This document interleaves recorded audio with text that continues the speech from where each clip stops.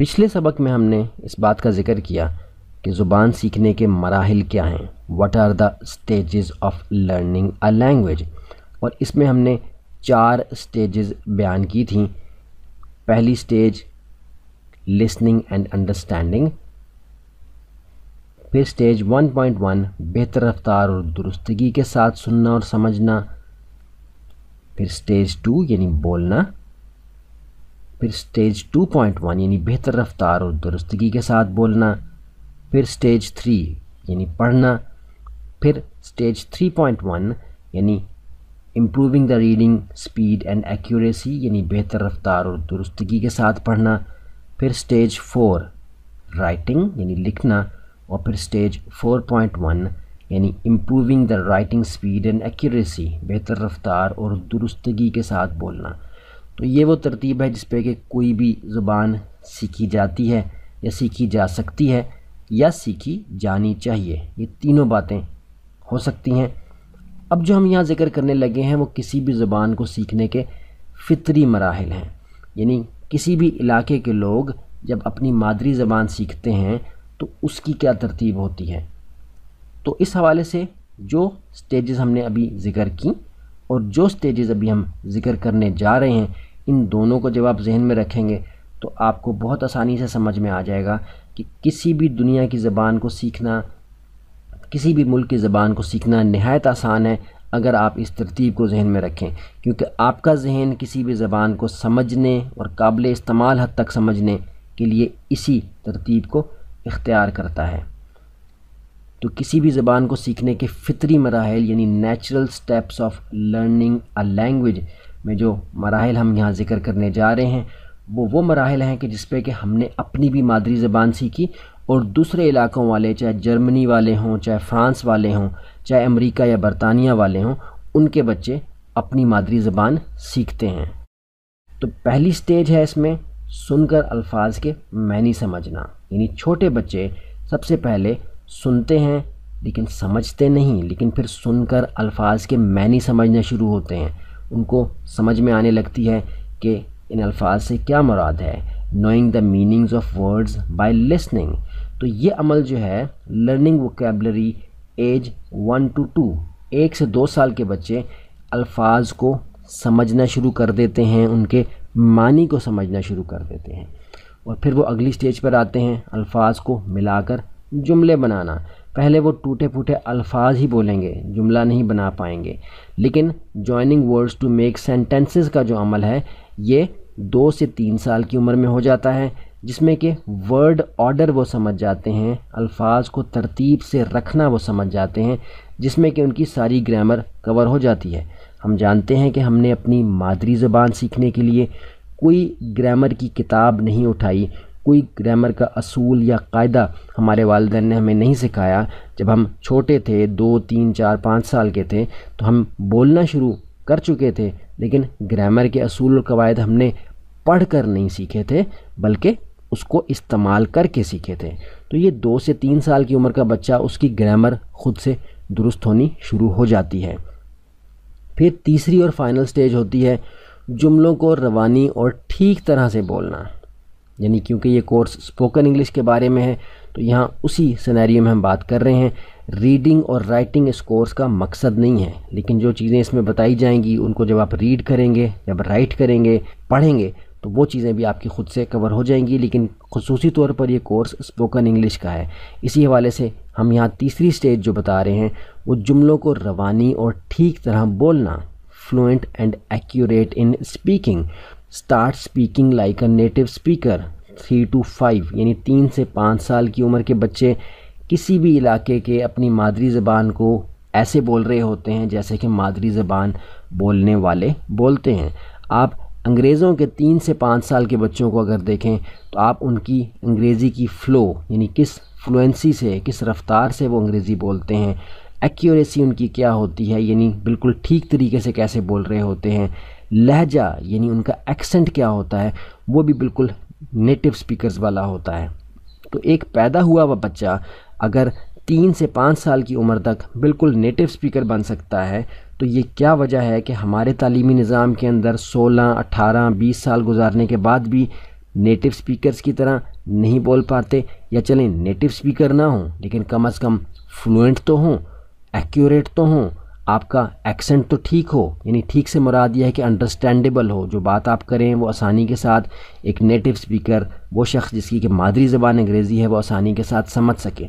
تو جب یہ ہمیں نتائج حاصل نہیں ہو رہے، اس کا مطلب ہے کہ کوئی بہت بڑا پرابلم ہے، اور یہ بہت تفصیل کے ساتھ ہم آگے چل کے واضح کرنے جا رہے ہیں، اس لیے بالکل پریشان نہیں ہونا۔ جو باتیں اب تک آپ نے کور کی ان کے نوٹس بنائیں، ان کو اچھی طرح سے سمجھیں اور پھر آگے چلیں۔ اس کورس کے بعد انشاءاللہ آپ کو کوئی کورس نہیں کرنا، اس لیے آپ کو جو کچھ بھی اس میں سمجھنا ہے پوری طرح سے سمجھنا ہے، اور کوشش کرنی ہے کہ اس کورس کے کانٹینٹ میں سے کم 2 سے 3 بار آپ گزریں، اور اس کے بعد اس کورس کو کچھ لوگوں کو پڑھائیں بھی، تاکہ بہت اچھی طرح سے آپ اس کو سمجھ جائیں اور اپنے عمل میں بھی انشاءاللہ لا سکیں۔ آگے چلنے سے پہلے ہم یہ چاہیں گے کہ آپ جان جائیں کہ سیٹ یور گولز، یعنی اپنے مقاصد کو مقرر کریں سے کیا مراد ہے، اور یہ کیوں انتہائی ضروری ہے، تاکہ آپ اپنے سیکھنے کی ترتیب کو اور ڈائریکشن کو صحیح طرح سے مینیج کر سکیں۔ آپ انگریزی کیوں سیکھنا چاہتے ہیں، یہ تحریری طور پر آپ اپنے پاس لکھیں گے، why you want to learn English, اس ہیڈنگ کو ڈالیں، اس کے نیچے اس کا مقصد اپنے پاس نوٹ کریں کہ آپ انگریزی زبان سیکھنا کیوں چاہتے ہیں، کہ آپ کا مقصد تعلیمی میدان میں اس کو استعمال کرنا ہے، یا تجارت یا کاروبار میں استعمال کرنا ہے، یا ایک نئی کمیونیکیشن سکل سیکھنے کے لیے آپ اس کو سیکھ رہے ہیں۔ جو بھی مقصد ہو آپ کا، یہ آپ کا ایک پرسنل سٹیٹمنٹ ہوگا، پرسنل کنکلوژن ہوگا اس کا، کہ آپ انگریزی کیوں سیکھنا چاہتے ہیں۔ اس سوال کو لکھیں اور اس کو جواب کو اپنے پاس نوٹ کریں۔ آپ اسے کہاں استعمال کرنا چاہتے ہیں، where you want to use it, سیکھ تو لیں گے لیکن استعمال کرنے کے لیے کیا سوچا ہے آپ نے، کہ کس طریقے سے آپ اس کا اظہار کر پائیں گے، اس کو استعمال کر پائیں گے اپنے شعبے میں، اپنے کاروبار میں، اپنے کمیونیکیشن سکل کے اندر بہتری لانے کے لیے۔ آپ کے استعمال کی کیا خاص ضروریات ہیں، what are the special needs of your use, یعنی جس شعبے میں جس طریقے سے آپ اس کو استعمال کرنا چاہتے ہیں اس کی کوئی خاص ضروریات بھی ہوں گی، کوئی خاص ترجیحات بھی ہوں گی، ان کو بھی آپ اپنے پاس نوٹ کریں، پوائنٹ وائز نوٹ کر لیں، تاکہ جب آپ سیکھنے کا عمل کر رہے ہوں اور آپ اس صفحے کو دیکھیں جس پہ کہ آپ نے یہ 4 باتیں لکھی ہیں، تو آپ آسانی کے ساتھ اپنے گول کو الائن کر سکیں۔ اگر آپ اپنی لائن سے ہٹ گئے ہیں، آپ کسی اور طرف چلے گئے ہیں سیکھتے ہوئے، تو دوبارہ سے آپ ان 4 مقاصد کو دیکھ کر واپس اپنے مقصد پر آ سکیں۔ آپ کے لیے ان 4 میں سے کیا زیادہ اہم ہے، what is more important for you in these 4، یعنی ان 4 چیزوں میں سے آپ کے نزدیک کیا چیز زیادہ اہم ہے، یعنی لسننگ یعنی سننا، اسپیکنگ یعنی بولنا، ریڈنگ یعنی پڑھنا، رائٹنگ یعنی لکھنا۔ ان 4 میں سے کیا چیز زیادہ آپ کے لیے اہم ہے، یعنی جس مقصد کے لیے آپ انگریزی سیکھ رہے ہیں، جو آپ کی خاص ضروریات ہیں انگریزی سیکھنے کے حوالے سے، اس کے مطابق ان 4 میں سے کیا چیز زیادہ اہم ہے، یہ بھی آپ کے پاس تحریری شکل میں ہونا چاہیے، تاکہ آپ اپنے سیکھنے کے عمل کو بہتر طریقے سے مینیج کر سکیں۔ اب ہم یہاں کچھ بات کریں گے میتھڈز آف ٹیچنگ انگلش کے بارے میں،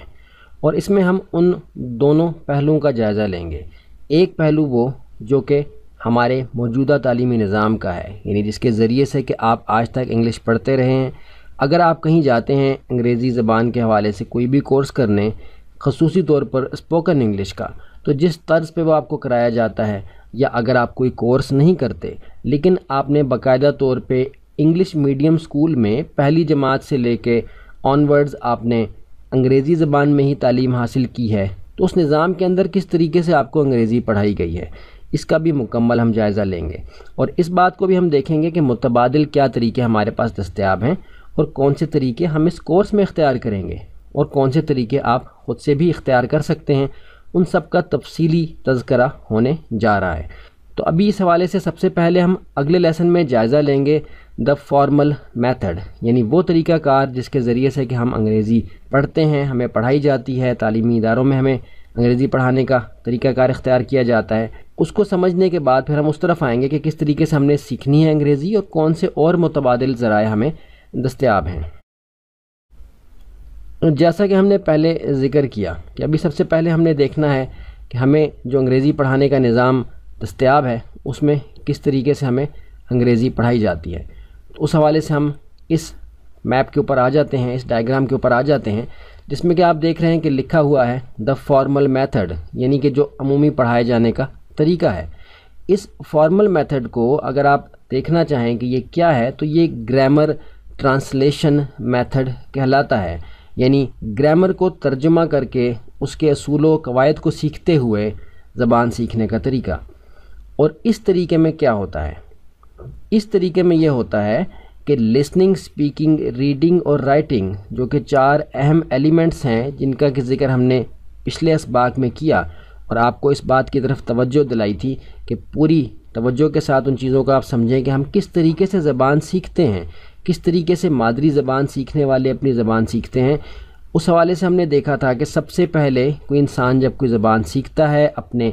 ماحول کے اندر تو وہ سن کر سمجھنا سیکھتا ہے، اس کے بعد وہ بولنا سیکھتا ہے، اور پھر وہ لکھنا اور پھر وہ پڑھنا سیکھتا ہے۔ لیکن اس نظام کے اندر جو رائج ہے، زیادہ توجہ دی جاتی ہے ریڈنگ اور رائٹنگ کے اوپر، کہ وہ آپ کی پرفیکٹ ہونی چاہیے، بہترین ہونی چاہیے۔ اور گرامر ٹرانسلیشن میتھڈ کی جو اصولی طور پہ تشریح کی جاتی ہے اس میں واضح طور پہ یہ بات لکھی ہوتی ہے کہ اس میں لسننگ اور اسپیکنگ پر توجہ نہیں دی جاتی، یعنی یہ نظام ہی اس لیے ہے کہ آپ کے لکھنے اور پڑھنے کی صلاحیت کو بہترین سطح تک لے جائے، لیکن سننے اور بولنے کی صلاحیت کو بالکل بھی بہتر بنانے کے لیے خاص توجہ کا کوئی ذریعہ اس گرامر ٹرانسلیشن میتھڈ کے اندر موجود نہیں ہے۔ اگر کوئی ہوتا ہے جو آپ کے اداروں میں آپ کو نظر آتا ہے تو وہ جی ٹی ایم میتھڈ کی ڈسکرپشن سے، اس کے دائرہ کار سے باہر ہوتا ہے، یعنی جن اسکولوں کے بچوں کی انگریزی سننے اور بولنے کی صلاحیت بہتر ہوتی ہے تو وہ جی ٹی ایم میتھڈ سے ہٹ کے ہوتی ہے۔ لیکن رائج نظام، چاہے وہ اسکولوں کا ہو، یونیورسٹیوں یا کالجز کا ہو، تمام صورتوں میں جی ٹی ایم میتھڈ ہے، جو کہ نہ صرف ہمارے ملک میں بلکہ دیگر ترقی پذیر ممالک کے تعلیمی نظام کے اندر بھی رائج کیا گیا ہے۔ تو اس میں زیادہ توجہ دی جاتی ہے لکھنے اور پڑھنے کی طرف، جبکہ قدرتی طریقہ پہلے سن کر سمجھنے، یعنی سننے میں بہتری لانے کی صلاحیت پیدا کرنا، پھر بولنا، پھر لکھنا اور پھر پڑھنا ہوتی ہے۔ تو یہ وہ طریقہ کار ہے جس سے کہ ہم سیکھتے ہیں۔ اس پر ہم نے تھوڑا سا نظر ڈالی اور آپ نے نوٹ کر لیا کہ اس طریقہ کار میں ریڈنگ اور رائٹنگ پر توجہ دی جاتی ہے، جو کہ عمومی طور پر آپ دیکھتے ہیں کہ ٹھیک ہوتی ہے، لیکن جو مسئلہ ہے جس کے لیے آپ یہ کورس کر رہے ہیں، یا جو 99% انگریزی سیکھنے والوں کا مسئلہ ہے، وہ سننے اور بولنے کا ہے، جس کو کہ انشاءاللہ اس کورس میں ہم نے حل کرنا ہے۔